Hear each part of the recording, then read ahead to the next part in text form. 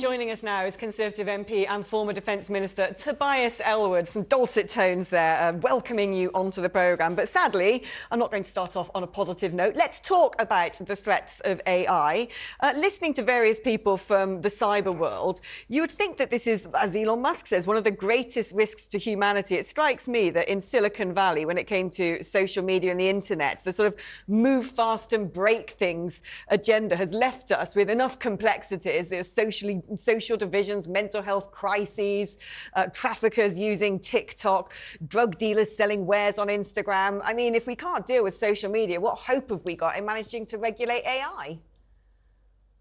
Well, I think there's a wonderful summary there as to what lies ahead, and the fact that there are no rules, no regulations for how AI is going to impact our world.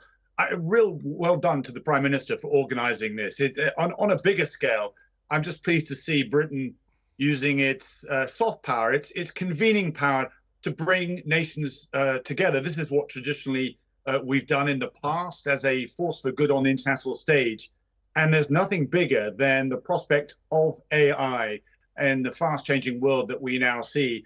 Very, very positive aspects of it, but just like nuclear power, negative aspects about it as well. You know, what are the moral and ethical guidelines that we should follow?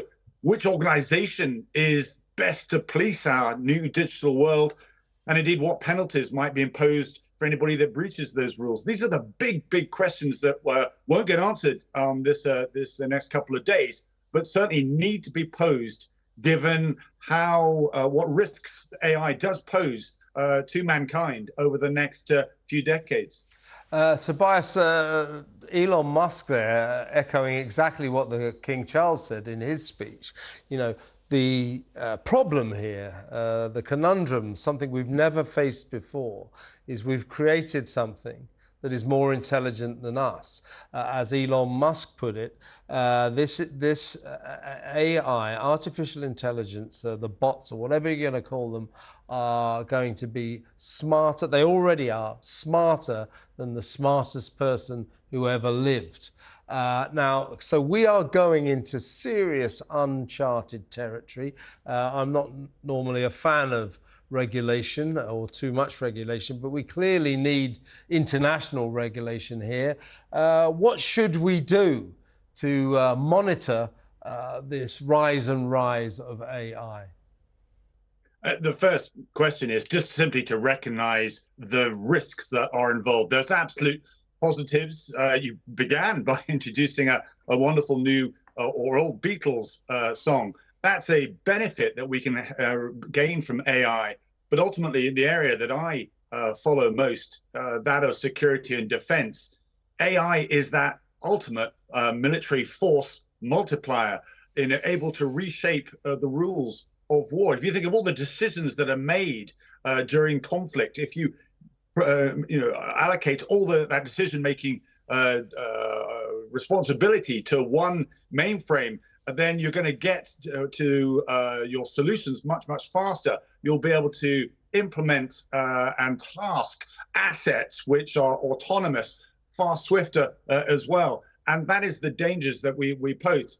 Also, the gray zone, too, the scale of disinformation. If you think of all those farm bots that we have at the moment, outsource that to AI, too. You can see how it can absolutely disrupt our world. So again, I pose those questions as to who should be monitoring this. Who do we report to? Who should be doing the analysis? And what are the punishments themselves? If we don't get this right, I'm afraid there are either errant nations or non-state actors that will leverage AI to their own advantage. And that can be very, very dangerous indeed. I mean, how on earth do we control it? How do we get it right? Even if the UN go for a typical land grab and suddenly come up with some sort of body to deal with this. I'm slightly reassured by the fact China's among 27 countries signing a declaration they're going to, share in dialogue and research. But given that China's invented TikTok, which is largely being used to help people cross the channel, make kids go a bit crazy, groom children, disseminate misinformation.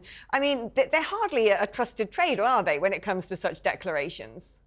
No, and all the more important, and you make such valuable points there, the more important that China is involved, because there's some retrograded aspects of this that we need to consider. The retrospective aspects of this. We've debated China many times in the House of Commons as to what they're doing. You touched on a few of them, of how they're leveraging AI to their own capabilities. So therefore, it's important for them to be included in this discussion to get them to sign up to where AI is going. I don't think we're going to get any answers today. There's already talk of a second major summit to take place in Korea, I think, next year. Indeed, if we don't get this right, then absolutely there's some huge challenges to humanity here. So I'm pleased that Britain is stepping forward. Ultimately, it's to do with transparency. It's to do with openness. And the fact that you've got Elon Musk there, because a lot of this is private sector generated.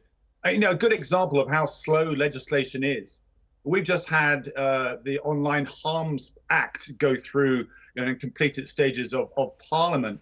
But, Facebook has been around, for a couple of decades now? And only now are we able to actually produce the legislation that controls how negative Facebook can be used to cause hostility and harm. A couple of decades later, and only now have we got some new rules in place. We need to move far, far faster as AI advances. Tobias Ellwood, thank you so much for your time.